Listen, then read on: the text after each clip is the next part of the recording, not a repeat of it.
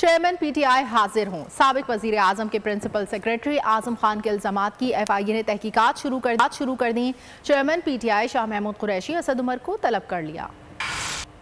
आजम खान के इल्जामात पर एफआईए ने तहकीकात शुरू कर दी। चेयरमैन पीटीआई को 25 जुलाई को तहकीकात के लिए बुला लिया। शाह महमूद कुरैशी और असद उमर की 24 जुलाई को तलबी। चेयरमैन पीटीआई को साइफर से मुतालिक दस्तावेजात साथ लाने का कहा गया है। वजीर दाखिला राना सनाउल्लाह ने चेयरमैन पीटीआई पर इल्जामात की बोछाड़ कर दी। सीक्रेट एक्ट के तहत मुकदमा चलाने का ऐलान कर दिया। पाकिस्तान के मफादात के साथ खेलने वाले खिलाड़ियों ने अब खुद ही एतराफ़े जुर्म कर दी। जत्थे को इंसाफ के कटहरे में लाके जो इनकी सजा बनती है देना बहुत जरूरी। एफआईए से अदम ताउन की सूरत में हुकूमत ने चेयरमैन पीटीआई की गिरफ्तारी का भी फैसला कर लिया।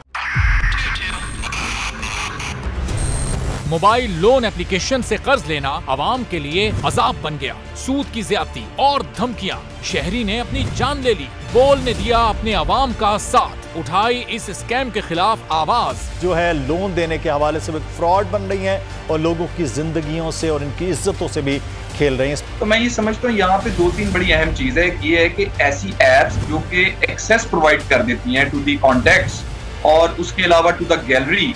बोल की खबर पर इदारों ने भी कस ली कमर, लिया एक्शन।